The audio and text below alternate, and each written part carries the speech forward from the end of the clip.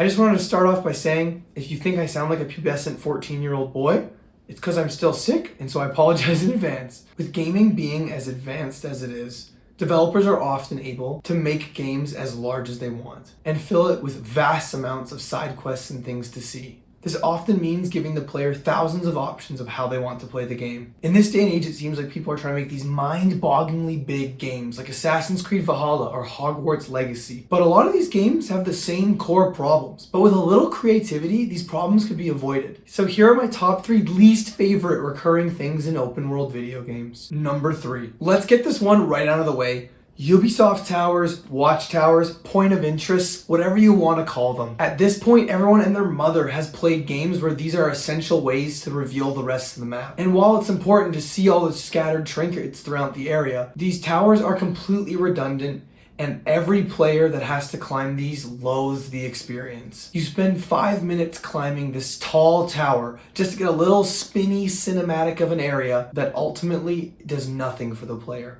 If they're really set on keeping the map a mystery to the player, I suggest they do it like they did in Eldon Ring, where instead of climbing up a huge tower, you walk into a new area, you grab the map that's along the path, and it just reveals a smaller chunk. And it doesn't reveal all the details in the area, so you're still encouraged to explore, but at least you can kind of see the overall design of the map.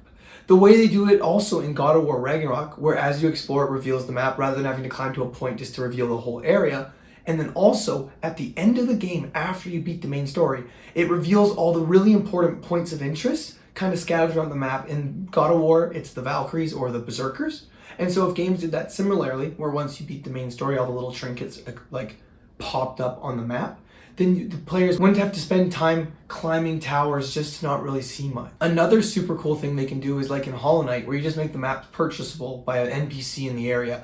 Not with actual money, let me be clear. We don't want an EA situation here. And so yeah, those are just some solutions to this problem I think would be great. And so that's number 3 all wrapped up. Moving on to number 2. This one's pretty straightforward, but it's pointless missions. You're probably all thinking, well, no shit, pointless missions are dumb, but let me explain. I get this feeling that developers just like announcing massive projects and like their only goal is to be like, this game has fucking 700 quests.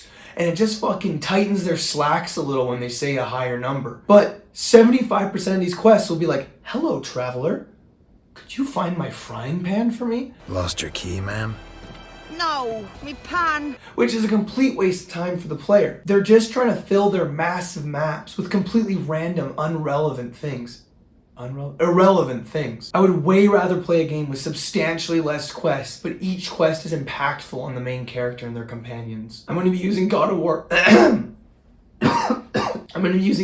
Ragnarok as an example. I just played it and that's why it's top off my mind. Minor spoilers if you haven't played the game at all. It's pretty minor, it's just a side quest. I'll give you a couple seconds to click off or fast forward. There's this side quest to fetch one of Freya's swords.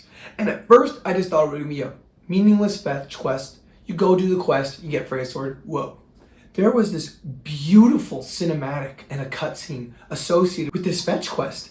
And I thought it was amazing. Just the amount of time developers spent into actually making each quest like significant to the development of the characters was beautiful, and I absolutely loved it. It showed that it was actually worth the time to do this usually irrelevant fetch quest and really just like bring kind of it all together. And it made me want to do more side quests because I wanted to see how this would change how the characters interact with each other and how I personally feel towards them. Another example of terrible quests is forced stealth missions in games that stealth is merely an option, not a requirement.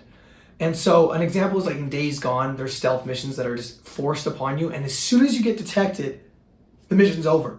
In games like Splinter Cell, I have no problem with that. It's a stealth game. Its whole design is around a stealth system.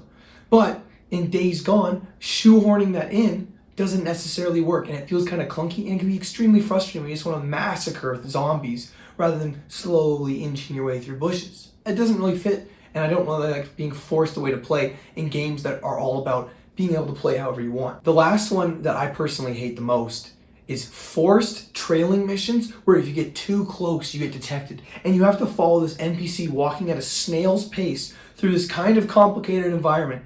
And if they even see you, boom, you have to restart the whole trail and listen to their repeatable dialogue over and over again. Assassin's Creed is so guilty of this across almost all of the games.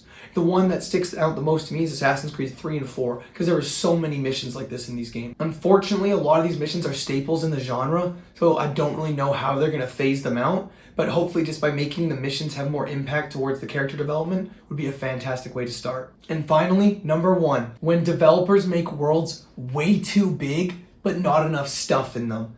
And I know this might sound contradictory to point number 2, but I can assure you it's not. When I talk about things to do, I don't necessarily mean side quests. It can be things like having a beautiful landscape, just having large environments that are fun to explore, like a busy city or a beautiful landscape. Even just kind of plunking in bandit camps and outposts in certain games. It just kind of makes the world feel more alive, which I know is super cliche to say, but it's such a bummer when you're playing a game and you spend more time traveling to a destination and like not getting sidetracked.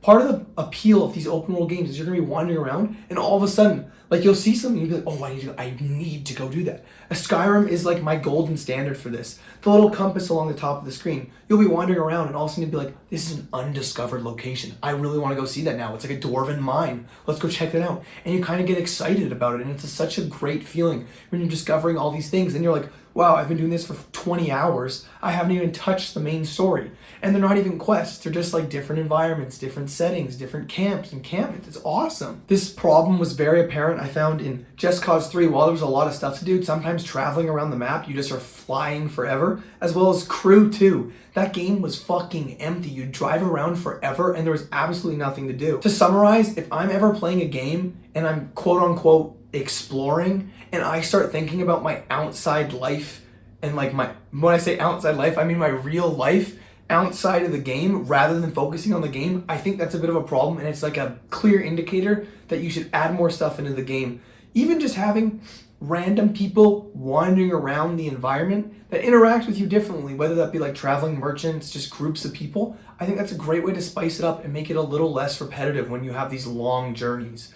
Or, crazy idea, smaller maps. That way, like all the content they have in the game will fill up the space appropriately. These massive games, I find myself doing this more and more, where they just focus on having as big a map as possible and they spend less time on like what's actually in the map, just the sheer size. So those are my top 3 least favorite recurring problems in these open world games. What are your thoughts? Do you agree with them, or do you think I'm an absolute idiot? Let me know below what you think. As well as, if you haven't, please subscribe and like. It does help me a lot. We're trying to get to that 3,000. Right now we're at like 2,350. So it would really mean a lot. Thank you so much. Have a great day. Peace.